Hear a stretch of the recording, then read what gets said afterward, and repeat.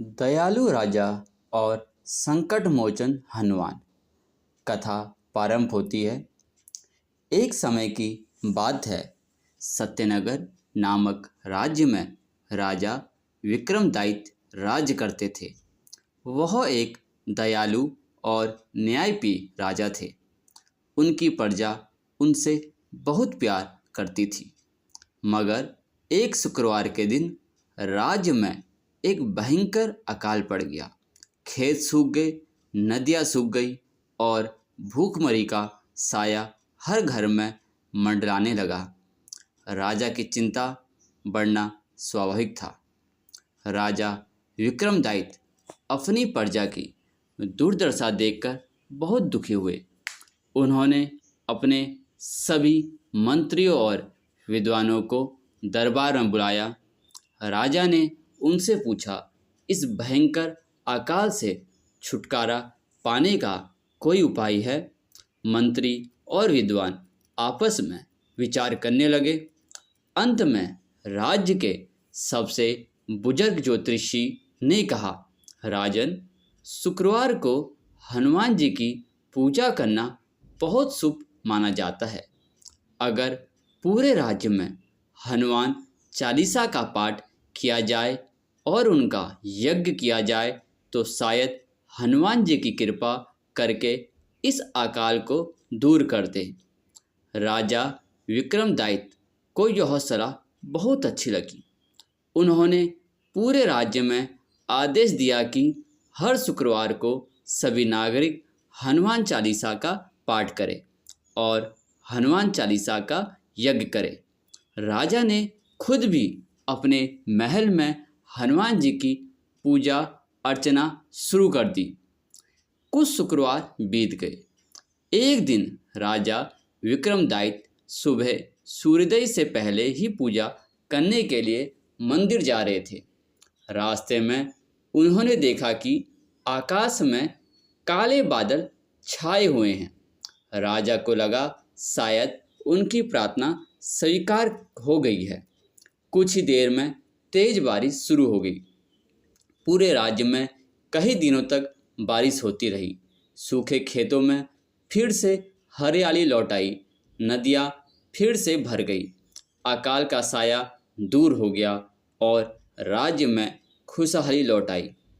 यह कहानी हमें सिखाती है कि शुक्रवार के दिन हनुमान जी की पूजा अर्चना करना कितना शुभ होता है। कठिन समय में भी भगवान पर आस्था रखनी चाहिए। उनकी कृपा से कोई भी संकट दूर हो सकता है। इसी प्रकार इसको कहानी को आगे बढ़ाते हुए हम आपको हनुमान जी की जन्म कथा बताते हैं। हनुमान जी भगवान राम के परम भक्त और हिंदू धर्म में सबसे लोकप्रिय देवताओं में से एक है। उनका जन्म चैत्र मास की पूर्णिमा को हुआ था, जिसे हनुमान जयंती के रूप में मनाया जाता है। कथा कुछ इस प्रकार है। एक समय की बात है। अंजनी नामक एक अप्सरा और केसरी नामक वानर राजा थे। दोनों भगवान शिव के परम भक्त थे। वे चाहते थे कि भगवान शिव उनके पुत्र के रूप में जन्म ले। उन्होंने कई वर्षों तक कठोर तपस्या की। भगवान शिव उनकी भक्ति से प्रसन्न हुए और उन्हें वरदान दिया कि वे उनके पुत्र के रूप में जन्म लेंगे। कुछ समय बाद अंजनी ने एक पुत्र को जन्म दिया। उनके पुत्र का नाम हनुमान रखा गया। हनुमान जी ने जन्म से ही अत्यंत बलशाली और बुद्धिमान थे। हनुमान जी बचपन में बहुत चंचल थे। एक बार वो सूर्यदेव को उगता हुआ सूर्य समझकर निकलने लगे। देवताओं ने हनुमान जी को रोकने का प्रयास किया, लेकिन वे असफल रहे। अंत में भगवान राम ने हनुमान जी की जान बचाई, लेकिन उन्हें चोट लग गई। इस घटना के बाद भगवान राम ने हनुमान जी को अमृत का वरदान दिया, यानी वो अमर रहेंगे। हनुमान जी की शिक्षा और प्रशिक्षण। हनुमान जी को सूर्यदेव, ऋषि मुनियों और देवताओं से विभिन्न शिक्षाएं प्राप्त हुई। उन्होंने व्याकरण, वेद, शास्त्र, आयुर्वेद, युद्ध, कला और अनेक विद्याओं में महारत हासिल की। भक्ति और रामचरितमानस में भूमिका। हनुमान जी भगवान राम के परम भक्त थे। उन्होंने रामचरितमानस में महत्वपूर्ण भूमिका निभाई। सीता माता का अपहरण रावण द्वारा किए जाने पर हनुमान जी ने लंका की यात्रा की और सीता माता का पता लगाया। उन्होंने रावण की सेना का विनाश किया और लंका दहन किया। हनुमान जी ने राम रावण युद्ध में भी महत्वपूर्ण भूमिका निभाई। हनुमान जी का क्या महत्व है? हनुमान जी को शक्ति, बुद्धि, भक्ति और साहस का प्रतीक माना जाता है। वे हिंदू धर्म में सबसे लोकप्रिय देवताओं में से एक है।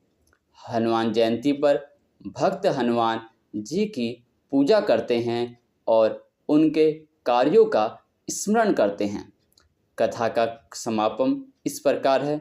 यह कहानी हमें सिखाती है कि भक्ति और समर्पण में कोई भी बाधा पार की जा सकती है।